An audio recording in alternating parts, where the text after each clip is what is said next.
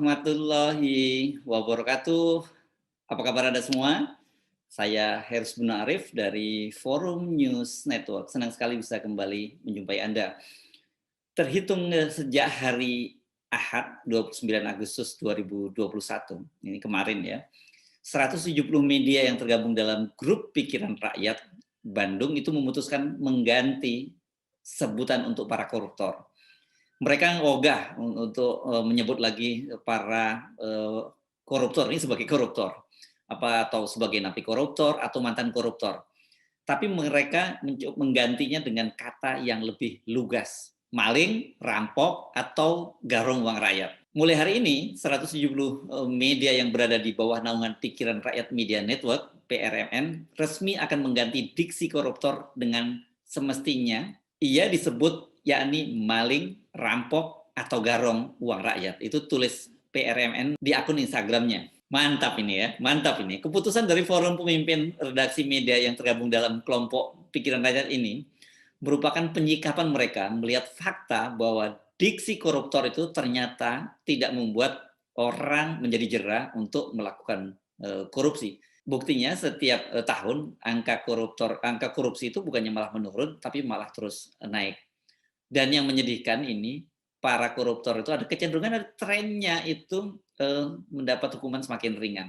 Anda boleh sebut siapa deh? Kemarin Juliari Batubara, mantan Menteri Sosial Juliari Batubara yang divonis 12 tahun oleh majelis hakim. Benar sih, tuntutan jaksa 11 tahun kemudian oleh hakim dinaikkan menjadi 12 tahun. Tapi itu pun masih belum memenuhi rasa keadilan atau rasa keadilan hukum dari masyarakat. Karena Juliari ini sebenarnya masuk kriteria orang yang pantas dihukum mati. Kalau tidak hukuman mati, itu hukumannya mestinya maksimal, apakah seumur hidup atau hukuman kurungan 20 tahun. Tapi dia hanya dihukum 12 tahun penjara. Jangan lupa ya, itu hukuman di pengadilan tingkat pertama. Dia masih bisa banding. Dan berkaca pada kasus lainnya, yakni kasus Jaksa Pinangki yang menerima suap dari buronan Joko Chandra, dia kan divonis 10 tahun penjara oleh pengadilan tingkat pertama, tetapi oleh pengadilan tinggi dia di korting hukumannya menjadi hanya 4 tahun saja. Bayangkan dari 10 tahun menjadi hanya 4 tahun. Dan yang lebih menarik itu seolah-olah seperti tahu sama tahu, jaksanya nggak mau mengajukan kasasi ke Mahkamah Agung. Jadi jangan kaget nanti kalau terjadi hal yang sama pada Juliari Batubara. Karena itu memang bagaimana orang mau jera, mau takut untuk mencuri uang rakyat karena hukumannya memang sangat ringan. Praktik korupsi itu memang sekarang ini terus meningkat sementara pelakunya itu sangat terkesan dilindungi dan mendapat proteksi ya. Tadi ada 2 kasus saja tadi kita lihat, kasus Pinangki, Jaksa Pinangki, dan kasus Juliari Batubara. Dan yang lebih membuat saya kira kita semakin jengkel itu ya, dalam sepekan terakhir atau 2 pekan terakhir saya kira, KPK, Komisi Pemberantasan Korupsi, itu sebagai lembaga yang tadinya diharapkan menjadi lembaga pemberantasan korupsi, sekarang malah menjadi lembaga yang terkesan untuk melindungi para pencuri uang rakyat ini. Masih ingat ya beberapa hari lalu KPK itu merekrut para napi koruptor. Saya masih salah aja nih. Para napi rampok uang rakyat ini untuk menjadi tenaga penyuluh anti korupsi. KPK ini serius nggak main-main. Mereka jemput bola dengan melakukan seleksi dan tes di lembaga pemasarakatan khusus untuk rampok uang rakyat di Tangerang dan di lembaga pemasarakatan Sukamiskin Bandung. Sudah mulai fasih nih saya menggunakan istilah tidak lagi koruptor ya, tapi rampok, begal, maling atau garong uang rakyat. Ada 7 orang yang lolos seleksi dan dia bersiap menjadi tenaga penyuluh anti rampok uang rakyat.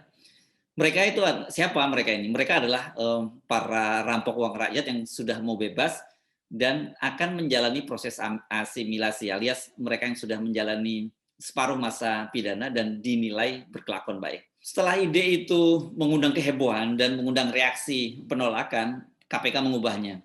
Mereka tidak lagi disebut sebagai tenaga penyuluh, tapi hanya sebatas testimoni saja. Jadi mereka bertestimoni bagaimana menderitanya mereka sebagai koruptor. Tapi apa faktanya mereka sangat menderita? Nah, ini yang banyak sekali menjadi perdebatan. Pengakuan mereka yang diharapkan untuk memberikan testimoni betapa mereka, keluarganya itu sangat menderita karena telah merampok uang rakyat, itu yang menjadi tujuan dari KPK. Saya tidak tahu bagaimana kelanjutan dari program ini setelah heboh dan kemudian KPK juga mengubahnya dari menjadi tenaga penyuluh menjadi tenaga pemberi testimoni saja. Nah, sekarang ini KPK ini kembali membuat heboh. Ini kelihatannya jadi pencetus mengapa kemudian teman-teman di PR ini menjadi sangat jengkel. Deputi Pendidikan dan Peran Serta Masyarakat Wawan Wardiana itu mengusulkan agar para perampok uang rakyat ini sebutannya diubah, tidak lagi sebagai mantan koruptor, tapi sebagai penyintas korupsi. Penyintas korupsi. Saya nggak tahu ya Pak Deputi KPK ini sekolahnya dari mana ya? Atau maksudnya sekolahnya di mana? Karena penyintas itu kan dalam Kamus Besar Bahasa Indonesia adalah mereka yang mampu bertahan. Jadi posisinya mereka itu korban ya, bukan pelaku. Misalnya begini, penyintas COVID-19 itu mereka adalah yang mampu bertahan dan sembuh dari COVID-19. Penyintas kanker adalah mereka yang bertahan dari penyakit kanker. Jadi bisa selamat dan kemudian mereka kembali beraktivitas. Dalam bahasa Inggrisnya ini padanannya disebut sebagai survivor. Jadi Anda sering mendengar survivor kanker atau survivor dari COVID-19.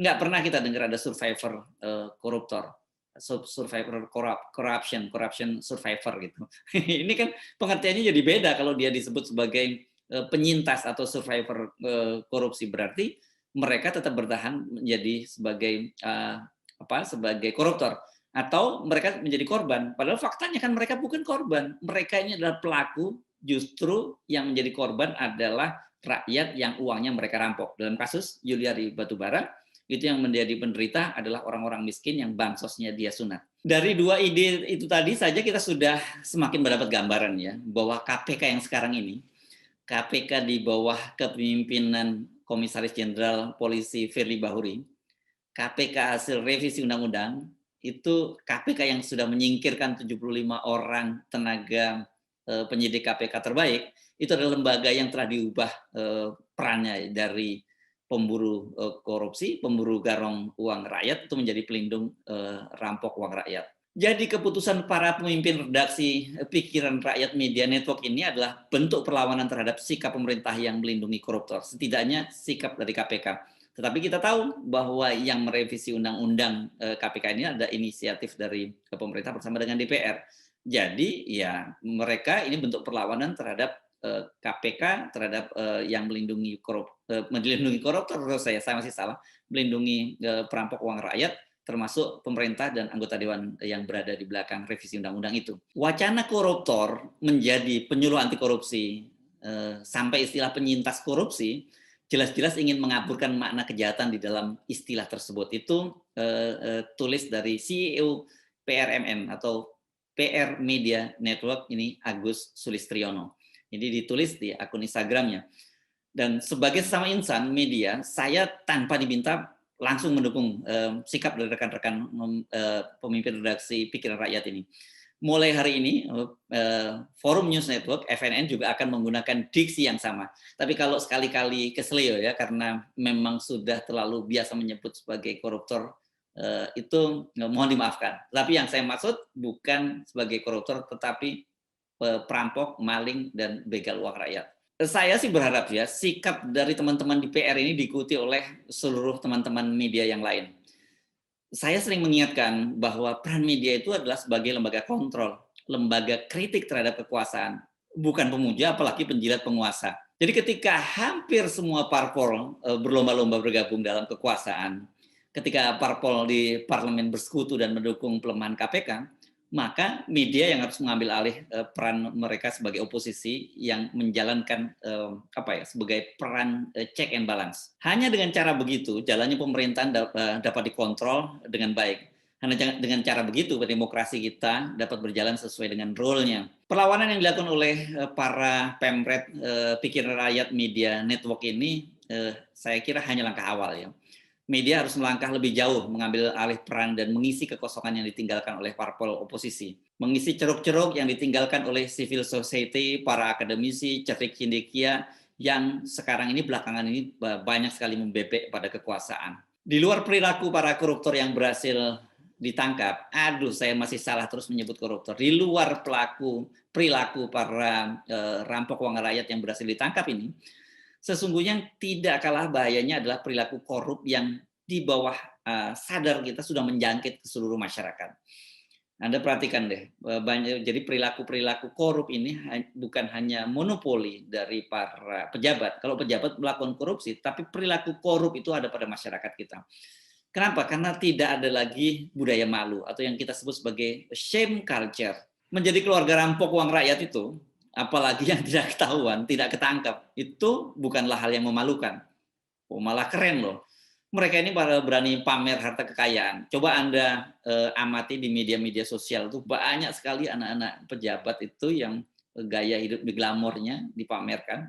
Bukan anak saya kira, istri, keluarga para perampok uang rakyat ini nggak malu-malu memamerkan kekayaan mereka di media sosial. Padahal saya yakin mereka ini jelas tahu ya bahwa gaji suaminya, gaji istrinya, gaji orang tuanya sebagai abdi negara itu nggak mungkin lah bisa membiayai gaya hidup mewah mereka. Ini gaji ASN, gaji Polri, gaji militer, itu kan kita tahu ada standarnya dan itu sudah apa ya, menjadi domain publik. Orang tahu kok berapa gaji seorang dirjen, berapa gaji seorang menteri, berapa gaji seorang jenderal, dan kemudian fasilitas-fasilitas yang melengkapinya orang tahu. Jadi ketika gaya hidupnya di atas gaji yang seharusnya mereka terima, kita sudah bisa berasumsi bahwa ini merupakan perilaku korup, perilaku maling uang rakyat. Jadi mulai hari ini saya mengingatkan jangan lagi panggil mereka sebagai koruptor, apalagi penyintas korupsi. Mereka adalah maling, rampok, dan garong uang rakyat. Posisi mereka ini jauh lebih rendah, lebih hina dina dibandingkan para maling dan rampok yang hanya sekedar untuk makan. Mereka ini adalah para pejabat negara yang mendapat amanah rakyat dengan berbagai fasilitas yang diterima, tapi masih kurang puas. Karena apa ya? Karena ingin bergaya hidup mewah, mau bergaya gagah-gagahan. Please sekali lagi jangan lupakan koruptor, aduh masih koruptor terus. Jangan lupakan maling uang rakyat, yakni Bansos Yuliari Batubara. Dia ini dari keluarga kaya raya, nggak kekurangan hidupnya. Jadi kalau cuman untuk bukan hanya sekedar makan, untuk bergaya hidup mewah pun dia masih cukup. Tapi dia masih tega memotong bansos untuk rakyat miskin karena dia ingin tampil lebih gagah lagi. Kalau berkunjung ke daerah dia menyewa pesawat pribadi. Ini keren benar menteri yang satu ini. Tetapi yang nggak keren itu adalah ternyata dia menyewa pesawat pribadi memotong bansos dari rakyat.